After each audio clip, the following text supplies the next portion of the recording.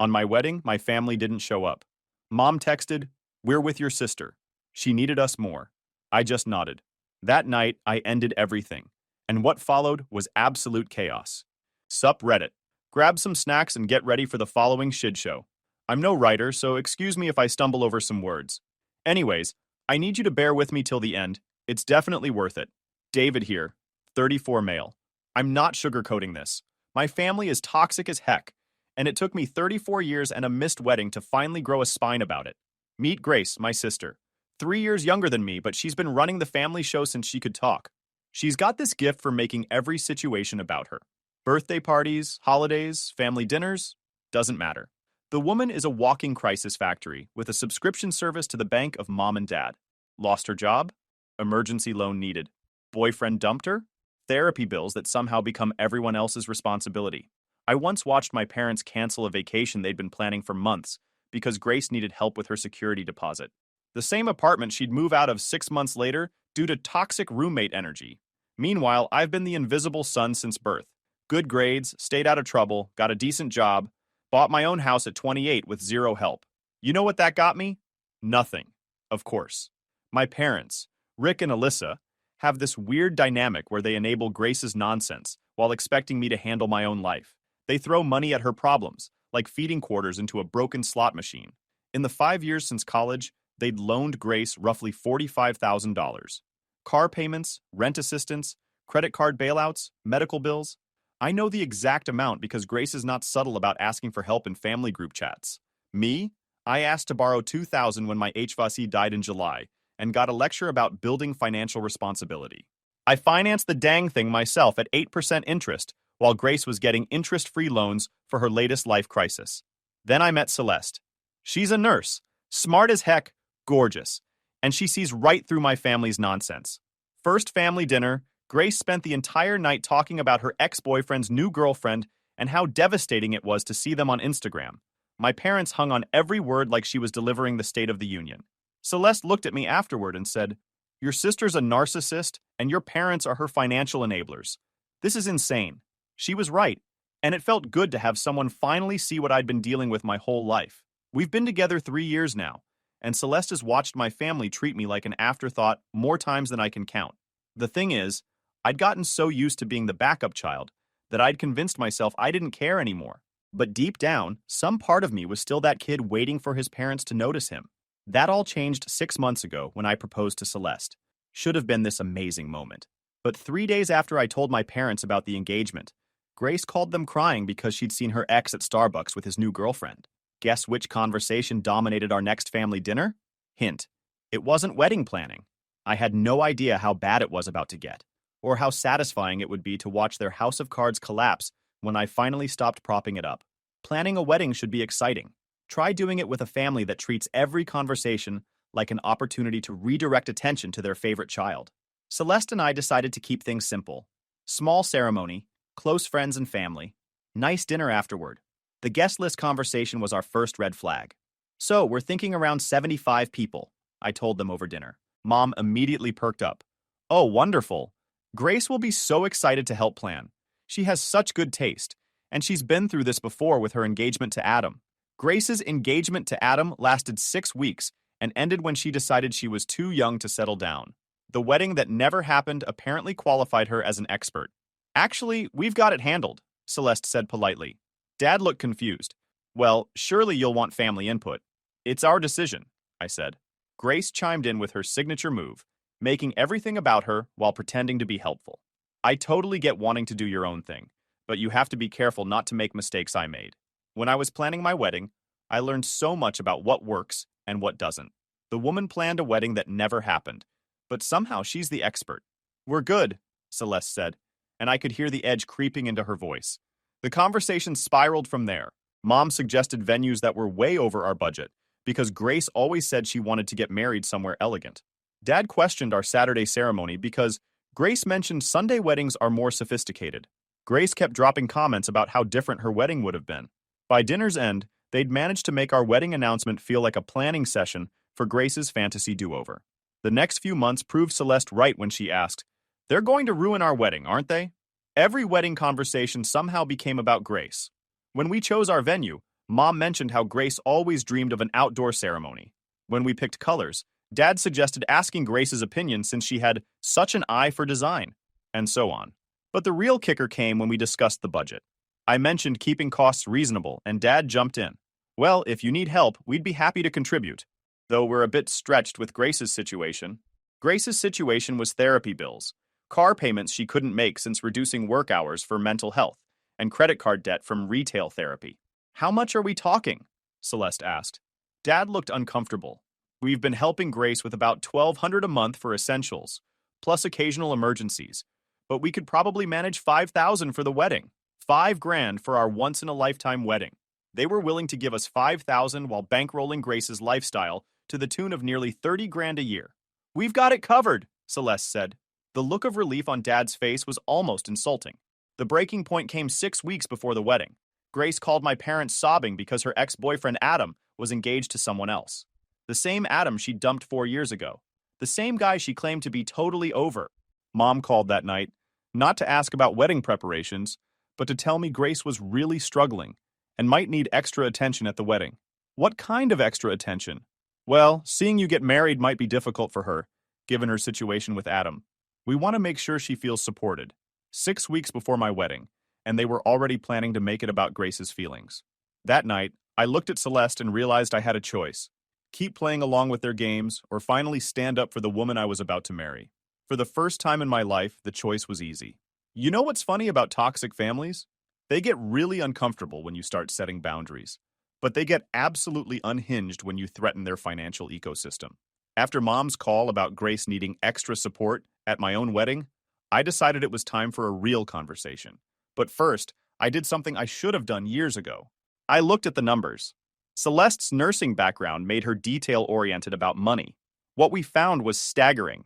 In the past 3 years, my parents had given Grace over $75,000 in loans and support. Meanwhile, they'd contributed exactly zero to my life during the same period. Here's the kicker. I'd been contributing too. Family dinner bills I always picked up. Loans to my parents when they were short after helping Grace. Christmas gifts way more expensive than what I received. Celeste helped me add it up. I'd contributed roughly $12,000 to the family financial ecosystem over 3 years, most of it indirectly subsidizing Grace's lifestyle. I was basically paying for the privilege of being ignored, while Celeste got full financial support for being a disaster. I called Dad the morning after Mom's Grace support call. We need to talk about the wedding. Sure. Your mother mentioned you might want to consider having Grace give a toast, since she's been through the engagement process. Dad, Grace is not giving a toast. I need you and Mom to understand something. This is my and Celeste's day, not Grace's. If she can't handle being a normal guest, then she shouldn't come. Long silence. Then Dad let out this forced laugh. Come on, David. She's your sister. She loves you. She's just going through a rough patch. She's always going through a rough patch. And somehow it always happens during important moments in other people's lives. That's not fair, isn't it? When was the last time we had a family gathering that wasn't about her latest crisis? Silence. Your sister needs support right now. Family supports family. Then support me. This is my wedding. Act like you give a dang about that instead of managing Grace's emotions. We do care about your wedding, but we can care about more than one thing at a time. And there it was. The thing I'd been hearing my whole life without realizing it. Translation: you're not important enough to be the priority, even on your own wedding day. You can care about more than one thing, but I'm only asking you to prioritize one thing for one day. My wedding? If that's too much to ask, then don't come. David, that's... And another thing. I'm done subsidizing this family's financial dysfunction. No more picking up dinner bills. No more loans when you're short. No more Christmas gifts that cost more than my rent. If you want to bankroll Grace's lifestyle, that's your choice. But I'm not contributing anymore. I could practically hear his brain processing that their financial safety net just disappeared. I don't understand why you're being so hostile. No, I'm being clear. If you want a relationship with me and Celeste, it's going to be based on mutual respect. If you want to keep enabling Grace's nonsense, that's your prerogative. But you can't have both. I hung up. My phone started ringing 20 minutes later. Mom. In full crisis mode. David, your father told me about your conversation. I think there's been a misunderstanding. No misunderstanding, Mom. I was pretty clear. You can't seriously expect us to ignore your sister's pain just because it's your wedding day. The way she said it made something snap inside my chest. You know what? You're right. I can't expect that. Because in 34 years, you've never prioritized me. Not once. That's not true. We love you both equally. That's nonsense. When's the last time you called me just to see how I was doing? When's the last time you asked about my life without immediately pivoting to Grace's problems? Silence. When's the last time you were proud of me, Mom? Out loud, I mean. I bought a house at 28. Did you tell anyone? I got promoted to senior manager. Did you mention it? I'm marrying an incredible woman who loves me despite my messed up family. Are you excited about that? Or worried about how it affects Grace? She didn't answer. Here's the deal. You and Dad can come to my wedding as guests who are happy for me and Celeste. You can celebrate with us and keep Grace's drama to yourselves. Or you can stay home and manage her feelings. You're asking us to choose between our children. No, I'm asking you to act like parents instead of Grace's emotional support team for one day. And this money nonsense? That's not nonsense. That's me finally paying attention to where my money goes. You want to keep giving Grace $30,000 a year? That's your business. But I'm not contributing anymore. You're punishing us. I'm protecting myself and my marriage and my future kids from learning that love is conditional. I hung up on her too. The financial threat hit exactly like I'd hoped. Within hours, my phone was buzzing with family members recruited to talk sense into me. Apparently, word traveled fast that the family wallet was out of order. But this time, I was ready for them. And I had a spreadsheet. My parents' response came in the form of a group text. Not a phone call, not a conversation. A freaking group text. To me, Celeste, Grace, and even my best friend Danny, who was going to be my best man. After much consideration, we've decided we can't attend the wedding. Grace is going through a very difficult time right now and needs our support. We hope you understand that family comes first. We'll celebrate with you another time. I read that sitting in my office and started laughing. The bitter kind that comes when someone shows you exactly who they are. Family comes first. That was Rich. Grace came first. She always had. Celeste called 5 minutes later. Are you okay? You know what? I actually am. They just did us a favor. They showed everyone exactly who they are. No more pretending, no more excuses. They chose Grace's manufactured drama over their son's wedding. The fallout was swift. Grace started posting on social media about how family bonds were being tested and how she was grateful for parents who understand loyalty. My extended family began reaching out with their hot takes about how I was being too hard on them. But here's what surprised me. For every family member who thought I was wrong, someone else quietly reached out to say they understood. My cousin Jake called to say he was proud of me for finally standing up. My Aunt Susan admitted she'd always thought my parents babied Grace too much. Most surprising was my grandfather. He called me directly. David, I heard about the wedding situation. Yeah, Grandpa. It's a mess. No, it's not. It's clarity. Your grandmother and I always wondered when you'd stop letting them walk all over you. You noticed? Son, everyone noticed. Grace has been running that household since she was 12. But that's not your problem anymore. Then the unexpected bomb came 3 days later. I got a call from my bank about a joint savings account I'd forgotten about.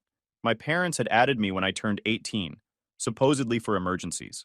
I'd never used it, never thought about it, but they'd been using it regularly. There's been unusual activity, large withdrawals over the past few months, and the account is now overdrawn. Since you're a joint holder, I wanted to make you aware. How overdrawn? $4,700. My stomach dropped. I immediately drove to the bank and removed myself from that account and 2 credit cards I'd been added to as an emergency contact. Total exposure. Nearly $8,000 in debt I had no idea existed. After I left the bank, I called my parents' financial advisor. I'd been listed as a contact for years. Steve, this is David Johnson. I need to remove myself from any financial accounts related to my parents. David, getting married soon, right? Actually, that's why I'm calling. There's been family drama and I need to disentangle myself completely. He was quiet. David, I have to ask, are you aware of your parents' financial situation? My blood went cold. What do you mean? They've been liquidating retirement accounts to cover expenses. Grace's college fund has been empty for 6 months. They took a second mortgage last year. I've been trying to get them to discuss debt consolidation, but they keep saying they have it handled. That was news to me. Interesting. How bad is it? Without going into specifics, I'd say they're looking at bankruptcy within 12 to 18 months if something doesn't change. That night, I told Celeste everything. We sat at our kitchen table while I laid out the numbers. So they're going bankrupt supporting Grace, but they still chose her fake crisis over your wedding? That's about the size of it. But look at this pattern. I showed her the data I'd compiled. Every time Grace has a breakdown, their account activity spikes within days. You've been tracking this for months. I had a feeling.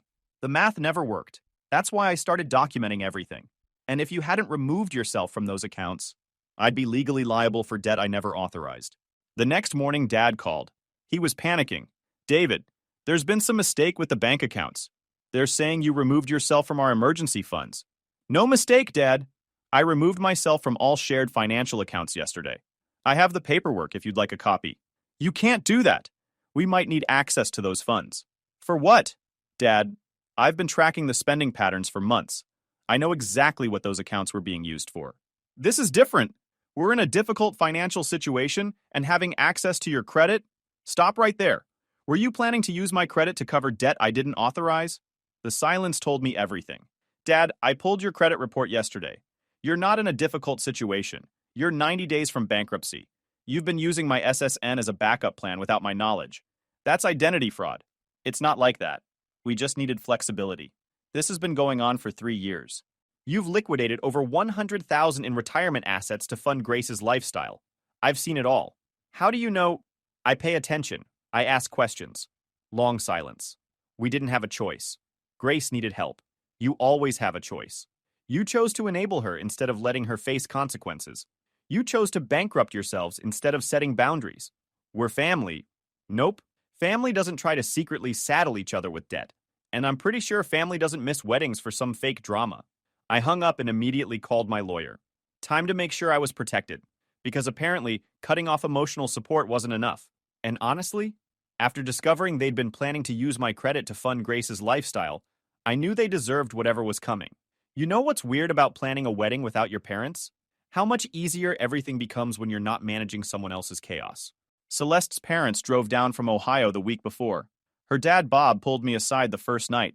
David, I hope you know you're getting the best son-in-law we could ask for. Celeste told us about your family situation. For what it's worth, I think you handled it exactly right. Thanks, Bob. That means a lot. Celeste's mom, Karen, was more direct.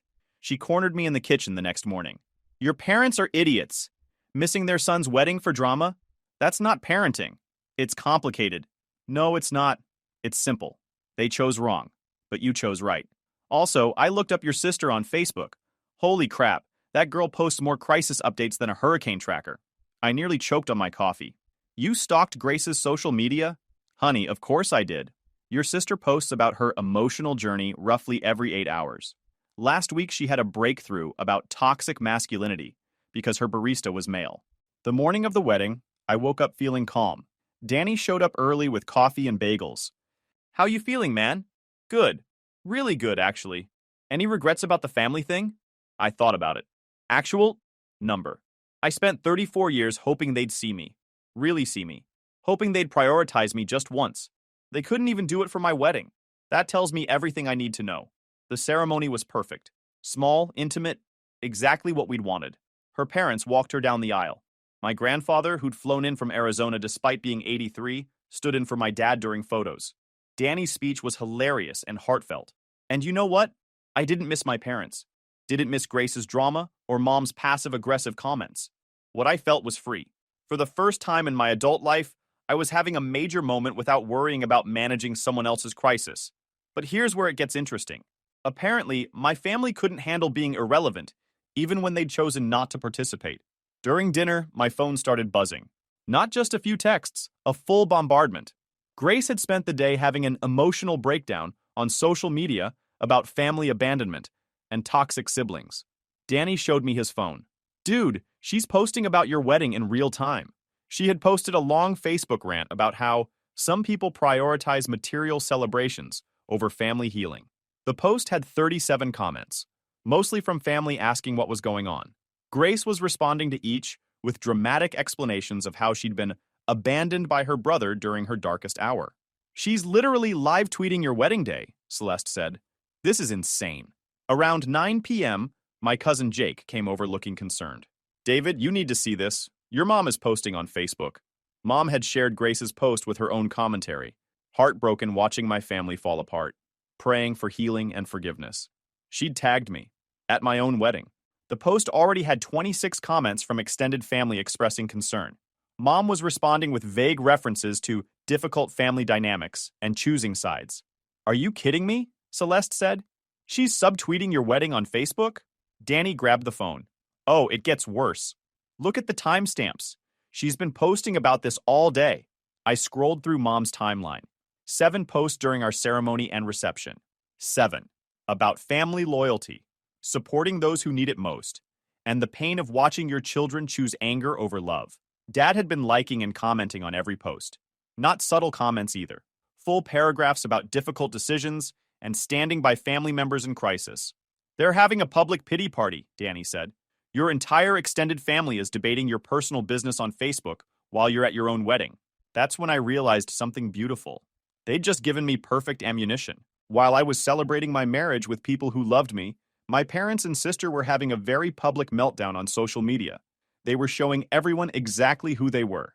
You know what? I said. Let them post. Let everyone see their true colors. I handed the phone back without responding to any of it. Didn't comment, didn't defend myself, didn't engage. Just let them showcase their dysfunction for everyone to see. The reception continued perfectly. Great food, good music, people actually having fun. Celeste looked incredible, and every time I looked at her, I felt overwhelming gratitude that she'd stuck with me through all the family nonsense. Around midnight, after everyone had gone home and Celeste and I were finally alone, still in our wedding clothes, she curled up next to me. Any second thoughts? About marrying you? Never. About your family? I considered it. You know what? Number.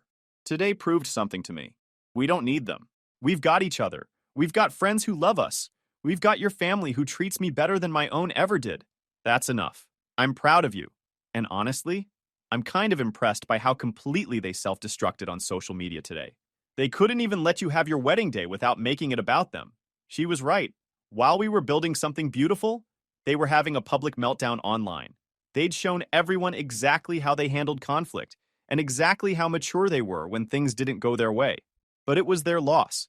They missed being part of something beautiful because they were too busy performing their dysfunction for an audience. And for the first time in my life, I was completely okay with that. Because tomorrow, I'd start showing them what real consequences look like. The thing about cutting toxic people out of your life is that they lose their minds when their usual manipulation tactics stop working. Add financial desperation to the mix, that's when they really show you who they are. We got back from our honeymoon in Italy 2 weeks later to find our house looking like someone had been there. Multiple times. Did you give your family our spare key? Celeste asked, looking at the slightly moved furniture and rifled mail. Heck no. Security camera footage showed Grace had been there twice, once with a key she'd apparently copied, and once trying to break in through the back door after we'd changed the locks. She was looking for something, Celeste said, watching Grace photograph our mail. Financial information, account numbers, anything she can use. I called our lawyer immediately. What Grace had done was breaking and entering, and photographing financial documents could be identity theft preparation. We filed a police report and changed all our locks. But that was just the beginning. The real chaos started when my parents' financial situation finally imploded. Apparently, losing access to my credit had been the final domino. Within 3 weeks of the wedding, they'd maxed out credit cards, defaulted on their second mortgage, and received foreclosure notices. Grandpa called me sounding exhausted. David, your parents are in free fall. They've been calling everyone asking for money. Your aunt, your uncle, even me. They need $40,000 to stop foreclosure. What did you tell them? I told them I'm 83 and living on a fixed income. But son, they mentioned you, said you owed them for your ungrateful behavior, and should be helping since you caused this crisis. I laughed. I caused this? How is that my fault? The family pressure campaign that followed was designed to guilt me into bailing them out. Aunt Carol called me at work. David, I know you're angry, but your parents are about to lose their house. Grace is living there too, and she has nowhere else to go. Grace is 31 and has a job. She can find her own place. But she's not financially stable. Because my parents have been enabling her for a decade instead of teaching her responsibility. That's not my problem. Uncle Bob tried texting me photos of foreclosure notices. Is this really what you want? Your childhood home getting taken by the bank? I showed the text to Celeste. They're acting like it's not the result of years of terrible financial decisions. Are you tempted to help at all? With what money? We just bought a house, paid for a wedding, and went on a honeymoon. But even if I could, why would I? They'd blow it on Grace's next crisis and be back in the same situation in 6 months. The harassment escalated when Grace started calling Celeste directly, at work, during her shifts. Your sister-in-law called the nurses' station 3 times during my 12-hour shift, Celeste told me. She told my supervisor it was a family emergency. When I called back, she spent 40 minutes crying about how I stole her brother and destroyed their family. What did you tell her? I told her if she called again, I'd file harassment charges. But Grace wasn't done. The next week, she showed up at Celeste's hospital. Actually showed up, asking for her by name, claiming to be family with important information. Celeste called me from work. Your sister is in our ER waiting room demanding to speak with me. Security's handling it. Are you okay? I'm fine. But she's telling people there's a family emergency. Put me on speaker with your supervisor. Celeste conferenced in her charge nurse. This is David Johnson, Celeste's husband. The woman in your ER is my estranged sister, who's been harassing my wife for weeks. She has no legitimate emergency. She's trying to manipulate my wife into giving our family money. Are you saying this is harassment? I'm saying I have documentation of multiple calls to your facility and now this in-person incident. If she's not gone in 10 minutes, I'll be there with a police escort. That won't be necessary. We're having her escorted out and flagging her in our system. I immediately called my lawyer. Grace was getting desperate, and desperate people do unpredictable things. Within 48 hours, Grace had been served with papers prohibiting any contact with Celeste or her workplace. But the real nuclear option came when I found out what they'd done with my wedding information. Danny called me Thursday night, sounding ticked off. Dude, check your Venmo. Something's weird. I logged in and found 6 requests for money from family members I barely talked to, all citing family emergency and temporary assistance. Amounts ranging from $300 to $1,500. Bruh, they're using your wedding guest list, Danny said. Someone gave them information about your friends and coworkers, and they're hitting them up for money, claiming it's for you. I called my cousin Jake. Jake, did my parents contact you asking for money? Yeah, man. Your mom called yesterday saying you were in financial trouble after wedding expenses and too proud to ask for help. She wanted to surprise you by raising money from family and friends. Did you happen to record it? Actually, yeah. Why? Send me that recording and call everyone else who was at the wedding. Tell them to record any calls from my family. Within 2 hours, I had a complete picture of their operation. My parents had contacted 14 different people, using slightly different stories for each. Some heard I was in debt from wedding expenses. Others heard I had medical bills. A few were told I'd made bad investments. But here's the part that showed their desperation. They'd raised almost $6,000 before I shut it down, and 3 people had recorded calls where my parents specifically said I was financially irresponsible. I compiled everything: the recordings, the inconsistent stories, the amounts requested. Then I sent it to the entire extended family group chat with a simple message. In case anyone was wondering why I don't have a relationship with my parents anymore. The response was immediate and devastating. Aunt Carol called to apologize. Uncle Bob texted that he had no idea they were that desperate. Even cousin Lisa, Grace's biggest supporter, sent a message saying she was shocked by the deception. But the best part came when Grandpa called the next day. My old man did something I didn't see coming. David, I've been thinking about your parents' financial situation. I want you to know I've made some decisions about my will. Grandpa, you don't need to. I do. I've been planning to leave your parents the house and most of my savings. But after watching how they've treated you and seeing this latest stunt, I'm changing everything. What do you mean? I'm leaving it all to you and your cousins who've shown some sense. Your parents can't be trusted with money, and Grace sure as heck can't. That inheritance was substantial, enough to completely change my life and enough to have kept my parents out of financial trouble if they'd known it was coming. But now, they'd never see a dime. 3 months later, my parents lost the house. Grace moved in with a friend whose couch she's apparently still occupying. Dad took a night shift at a warehouse. Mom started working retail for the first time in 20 years. And you know what? I felt absolutely nothing. No guilt, no urge to help. They'd made their choices. Now they were living with the consequences of 30 years of bad decisions. Watching them destroy themselves while I prospered was more satisfying than any revenge I could have planned. You want to know the difference between healthy families and toxic ones? Healthy families learn from their mistakes. Toxic families double down and blame everyone else when their world collapses. And that's exactly what my family did. 18 months after the wedding, my grandfather actually passed away. 85 years old, went peacefully in his sleep. The funeral was exactly what he would have wanted. Simple, dignified, surrounded by people who respected him. My parents and Grace showed up looking like they'd been living rough, Dad had lost weight. Mom's hair was going gray, and Grace looked like she'd been crying for weeks. The financial stress had aged them dramatically. They tried to approach me at the viewing, but I made it clear that wasn't happening. This was about Grandpa, not their drama.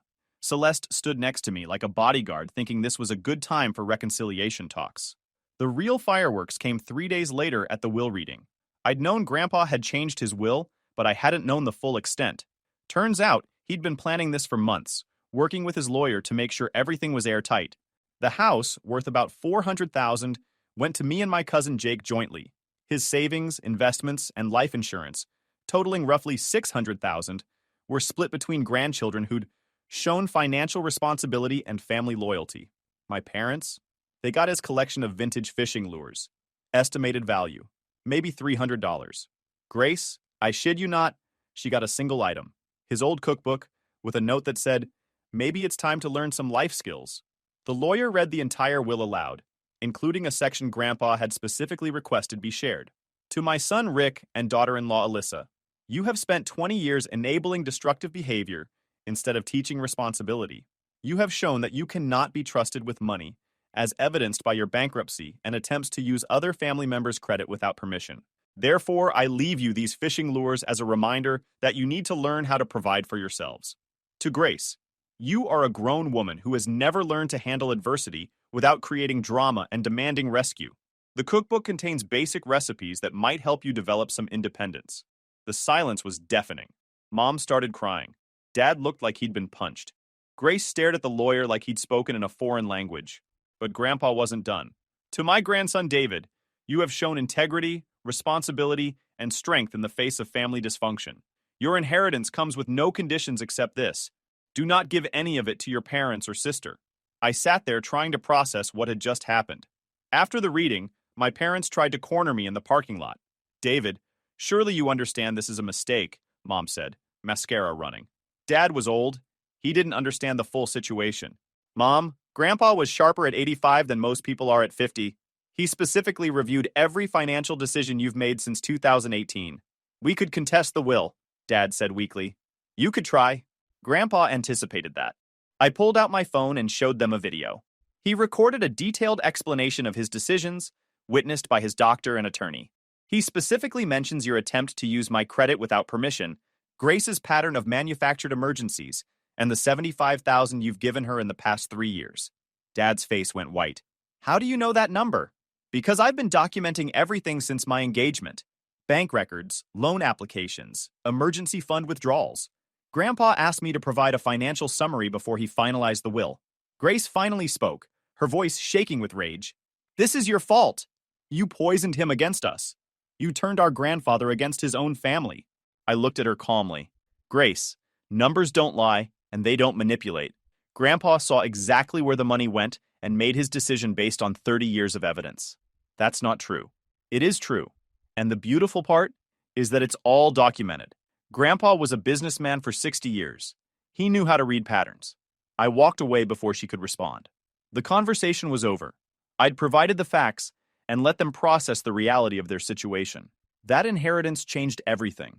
We used part to pay off our house completely, invested most of the rest in retirement accounts and college funds for the kids we were planning, set aside some for emergencies and travel. Meanwhile, my parents' situation continued deteriorating. Dad's warehouse job barely covered rent on their one-bedroom apartment. Mom's retail position got cut to part-time. Grace bounced between 3 different couches in 6 months. Last month, they showed up at our house, all 3 of them standing on my doorstep at 8 p.m. on a Tuesday. Celeste was 7 months pregnant, and I wasn't about to let them stress her out. What brings you here? David, just hear us for a second. Get away from my house. There's nothing to talk about. Son, be reasonable. We're in real trouble. How can you be so heartless? If you don't leave in 1 minute, I'm calling the cops. Conversation is over. I turned and walked back into my house, locking the door behind me. Through the window, I watched them stand there for another 5 minutes before finally leaving. Broken. I haven't heard from them since then, and I've never been happier. YouTube just dropped this new hype feature. If you're hooked on this story, smash that hype button. It tells YouTube this video deserves to blow up, and it keeps even crazier stories coming your way.